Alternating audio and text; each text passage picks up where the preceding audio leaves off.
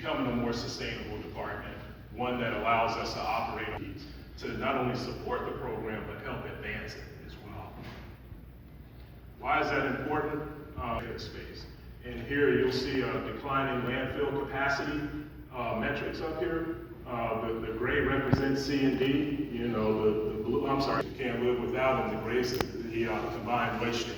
And as you can see, by the time we get to, what is that, 2037 or whatever the case may be, there's other cities of our size in this region, San Antonio, Austin, we all kind of face the same challenge, ways to do, or innovative ways to reuse our material as much as possible.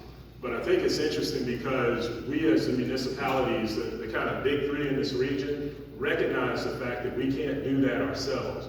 And we recognize the purpose of successful partnerships in the area. So my first couple of days, actually my first day on the job when I was getting sworn in, you know, the comptroller, Chris Brown, leaned over to me and he said, "Man, I think that's fantastic. You know, what you guys are going to be doing with Exxon and plastics and all of that." And I nodded my head and I'm like, yeah. In my mind, I'm like, man, what the hell is he talking about? You know? And although I've been in the business, you know, 25 plus years, some of the stuff that I've learned over the past year is actually new to me, and that's what I find so rewarding.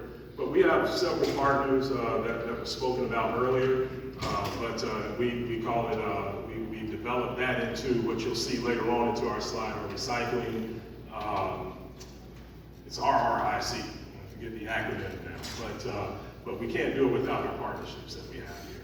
A lot of opportunity here, so that means that now I have to actually partner with our commercial waste haulers, but there are tremendous opportunities in that commercial sector. That our commercial sector holds just as much promise as our residential sector when we speak about taking advantages to increase our recycling program as well as the commodities and types of materials that we recycle through. And you can hear it takes up a majority of the waste that goes into our landfill.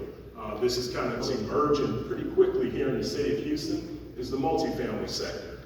And that's what we're traditionally, and we have not kept an eye on, but we're really trying to change the way in our approach towards collection and who we offer services to. So we recognize tremendous opportunities available in that multifamily sector. And again, they don't receive the curbside services that the city provides. So we kind of wanted to, you know, put a couple of different reasons, their way ahead of us, right? You know, they offer different types of services, different types of recycling. I believe at one time I even heard they were recycling mattresses and everything that comes along with it. So, you know, as you get towards the center, and this is just based on my experience, I know, you know, the programs and waste diversion programs aren't as dynamic. Again, moving over towards the eastern side, get down to Florida, they're about the same. But we recognize here in Houston, especially being with, partnered with our folks that I've come to meet and enjoy working with over the past to actually advance that. Taking a deeper look into Houston, you see I've highlighted certain points on the map. Those dots either represent neighborhood depositories, those residents can utilize, they can take their materials to, recycling, yard waste, whatever the case may be, and be able to drop those items off for either repurposing or recycling, and it creates other delays and other monsters that we have to deal with. To advance our recycling program, create more discharge points throughout the city service and improve the efficiencies of that service we provide, so that ultimately we can deliver one, on-time service, and then two, improve the quality of materials that we recycle, you know, throughout the past years. I apologize, my eyesight is not what it used to be, so you all will have to bear with me a little bit. But, you know, just gives you a little description of the total tons. All right, so what I wanted to highlight in yellow on the next, to give you a sense of how Houston stacks up with the rest of the cities throughout Texas. And as you can see, in home service, you know, we're about 309 really elected for just regular municipal household waste, you know, 400 plus thousand, you know, we're leading the way. So in a lot of the categories, when we compare ourselves to our partners, other cities throughout, we're going to be leading the way. So I think it's very important, again, that we develop a program that's going to be sustainable to be able to not only accommodate some of the advanced recycling opportunities that are out there, but then also be sustainable as well. The more it grows, the more we start to see the increase of any type of material that we collect. We see similar increases with garbage, and then the recycling trends tend to mirror that pattern. All right, so looking at what we collect the most, and normally with a chart like this, your eyes immediately go to the most dominant colors on the map. But when I was putting this together, and Veronica and I were working on this, I see the opportunities being the greatest for the colors that are least shown on the map. Of course, we know about our cardboard. Of course, we know about our PETs and all the recycling, all the plastic jugs and stuff that we recycle. But because the industry has never really been focused on the additional opportunities out there, because it involves plastic films and the plastic bags and those other opportunities, you see those colors are least represented on that pie chart. So we look forward over the next couple of years to expanding, the size and the width of what that pie chart or the components actually occupy in the materials that we recycle. ExxonMobil, FCC, Cyclics, Lyondell, as I mentioned earlier, we get in other commercial communities, but we're really starting to see the advancements of that program. Engaging the community, again, changing the way we think, from the curbside, we work with schools as well as entirety. You'll see exactly what I'm talking about with what these partnerships can do. When I first arrived here to the city of Houston, those of you who may be familiar with Houston, we have an area called King out to this location for a BOPA event, batteries, oils, paints, collection drive that they were having that day. And it was my first event that I went to, and the team was wonderful. They had everything set up, just right. And cars would come in and they would declare what type of chemicals they have, what they, paint solvents that they have, and our staff would direct them. But then on the other side of this parking lot, see all these people coming up, like a big flea market. And these people are driving their cars, parking their cars, getting their bags out, they're getting their commodities out, and they're walking it over to these various recycling bins and stations that we have out at that location. And when I tell you it was like a flea market, I said, it's gotta be something else going on. We saw the passion that we saw, the commitment that I saw from the residents who were taking the time to put this material in their car and drive to this location was simply amazing. And remember, I've been in the business for a long time. Once the partnership, we started an association within that neighborhood called Keep Kingwood Green.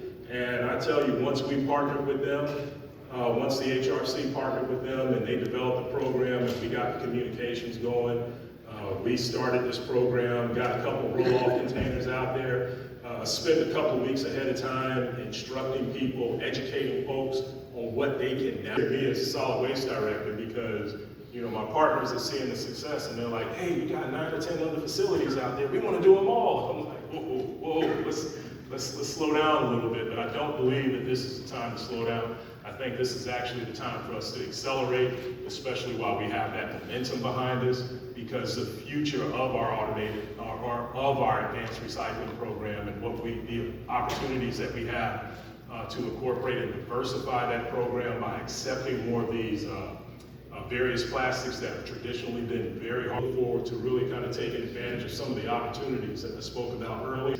We really need to get out there, let people know who we are, what we do, what some of the challenges that we currently have in our program. Actually seeing us taking advantage throughout the nation are unable to do at this time.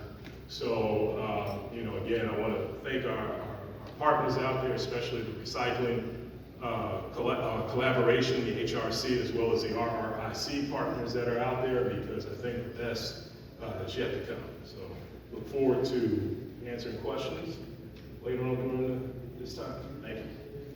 I think local and national governments have a very, and that sort of mindset really helps to bring you into that economic sort of value chain. So we've got our third speaker of the session. So now I'd like to invite Climbie Wallace onto the stage.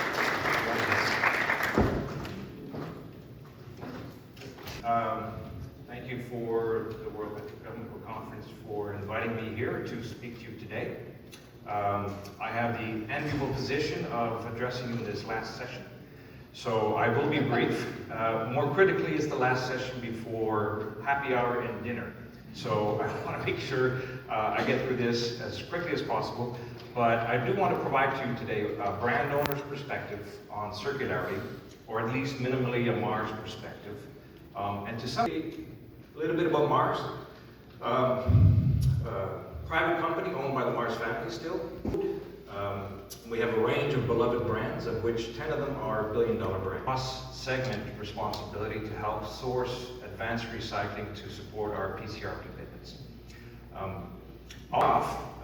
Here's a picture on the right of a Mars bar that was found on a beach in Cornwall after 33 years on a beach. Unfortunately, it's not so impressive that it leaked to nature, and that was its end of life state. So we put a lot of effort into making our products sustainable. As we look at sustainability, and we know it's a key priority for society, and so we did some canvassing and we found some research, and we saw responsibility in the consumer's eye for addressing our goals in a very similar fashion across all of the consumer goods space. Here's another one as well. I think consumer attitudes are also changing. They view plastic reduction as the #1 action that they can take. Secondly, it's followed by recycling and then lower carbon footprint. So whether it's education issues, but they're no longer focused on the benefits of plastics. Rather, they look at plastics as a problem. And that, I think, is a real challenge. And it's also an opportunity for us to correct that. So Mars has a plan, and we call it Sustainable in a Generation Plan. So we're very principally centered, and we're very focused on sustainability, and it's part of our company purpose. But at the same time, we decided a couple of years ago to make plastic circularity part of, and essentially what we're trying to do is we're trying to reduce our total environmental impact. Very straightforward, and I think a lot of people would agree there's not a lot of controversy with that. So what is our plan? Remove unnecessary packaging. Secondly, redesign all of our packaging so that it's more compatible with recycling systems. And thirdly, invest to close the loop by incorporating 30% recycled content. It might be somewhere in the range of 30 to 50% ultimately. So, on the first objective, design for circularity, or D4C as we call it, we want to remove all the unnecessary packaging that we don't need. And so we're right now busy going through a process, and this is a health, so that's on the left-hand side. And we say, design that we currently have for our packages, does it fit? Does it not fit? Or does it disrupt the system? In our major markets, we've made a lot of progress. So we look at the recycling streams that may exist. So does it have an advanced infrastructure, or is it limited, or is it absent? And of course, that infrastructure, or we make other decisions to remove packaging that may not then be collected. So we think something is being collected, like a steel can be collected in Brazil, but a wet retort pouch will not, then we will actually start to consider maybe reuse, recycle, mechanical, and then advanced, and etc. And so we'll need to scale ultimately to enable us to incorporate PCR and therefore help us move towards a circular economy. So I believe that's a green light. They want PCR to support their plans and their commitments, whether it's Ellen MacArthur Foundation or whether it's just simply public commitments that they're making to sustainability and planet. Mars is also willing to support a reasonable premium on this topic, and we agree that's probably a yellow at the moment. For third part, I think we need regulation for recycling, as well as the mass balance approach for accounting for PCR content throughout the value chain. It is important, and I think that one's probably yellow as well today, because there's still some uncertainty around whether or not that's going to be, fully accepted or not. And then finally, the technology and the economics has to be in place. So what is the scalable technology that addresses the economic and technical challenges of safely processing plastic waste, right, while managing the investment uncertainty of a 20-year asset?